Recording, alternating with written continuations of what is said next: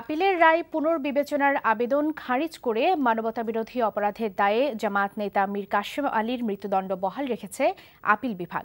প্রধান বিচারপতি এস.কে. সিনহার নেতৃত্বাধীন 5 সদস্যের আপিল বেঞ্চ আজ এই রায় ঘোষণা করেন।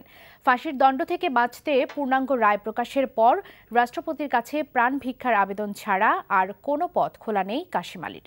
রিপোর্ট করছেন হাসান জাবেদ। মঙ্গলবার সকাল ৯টার পরপরই এজলাসে বসেন প্রধান বিচারপতির নেতৃত্বে 5 সদস্যের আপিল বেঞ্চ। এরপর একটি পৃষ্ঠায় কয়েকটি বাক্য লেখেন প্রধান বিচারপতি। তারপরই একটি শব্দ ডিসমিস বলে আপিলের রায় পুনর্বিবেচনার আবেদনটি খারিজ করে দেন। এর ফলে মীর কাশেম আলীর মৃত্যুদণ্ডের রায় বহাল থাকল। রায়ে সন্তোষ প্রকাশ করেন রাষ্ট্রের প্রধান আইন কর্মকর্তা। মীর কাশেম আলীর মৃত্যুদণ্ডের যে আদেশ ট্রাইব্যুনাল দিয়েছিল, আপিল বিভাগ দিয়েছিল, সেটা বহাল রইল। এখন পরবর্তী প্রক্রিয়া হলো মীর কাশেম আলীকে এটা জানানোর পরে উনি যদি মনে করেন যে রাষ্ট্রপতির কাছে প্রাণ ভিক্ষা উনি চাইবেন, সেই ক্ষেত্রে উনি তা দরখাস্ত করতে পারেন। আর যদি উনি দরখাস্ত না করেন তাহলে মৃত্যুদণ্ড কার্যকর করার প্রক্রিয়া সামনে এগিয়ে যাবে।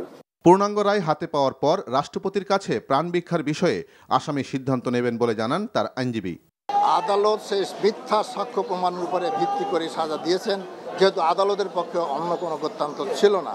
আইনটি এমনভাবে করা হয়েছে যে আইনে হিয়ারসে এভিডেন্সও মানতে হবে। আদালত অসহায়ভাবে যেহেতু সাক্ষী প্রমাণ আছে, এর কোনো বিকল্প নাই, সাক্ষীর বাইরে আদালতে যাওয়ার কোনো ক্ষমতা নাই, সেই কারণে তারা ন্যায় বিচার করছেন সাক্ষীর ভিত্তিতে। 2014 সালের 2রা নভেম্বর কাশেম আলীর বিরুদ্ধে 10টি অভিযোগ প্রমাণিত হওয়ায় 2টিতে সর্বোচ্চ শাস্তি মৃত্যুদণ্ড এবং অন্য 8টিতে মোট 72 বছরের কারাদণ্ড দেয় আন্তর্জাতিক অপরাধ ট্রাইব্যুনাল। একই বছরের 30শে নভেম্বর আপিল করে আসামি পক্ষ। 2016 সালের 8ই মার্চ একটি মৃত্যুদণ্ডের রায় বহাল রেখে অন্যটি থেকে খালাস দেয় আপিল বিভাগ। 6ই জুন পূর্ণাঙ্গ রায় প্রকাশিত হলে 19শে জুন তা পুনর্বিবেচনার আবেদন করে আসামি পক্ষ। রোববার আবেদনটির শুনানি শেষ হলে রায়ের তারিখ নির্ধারণ করা হয়। মুক্তিযুদ্ধের সময় মীর কাশেম আলী ঢাকায় অবস্থান করেছে, তাই চট্টগ্রামের অপরাধের সাথে তিনি কোনোভাবেই সম্পৃক্ত নন এমন যুক্তি বারবারই ট্রাইব্যুনাল এবং আপিল বিভাগে উপস্থাপন করেছে আসামি পক্ষ, কিন্তু তা প্রমাণে ব্যর্থ হন তারা।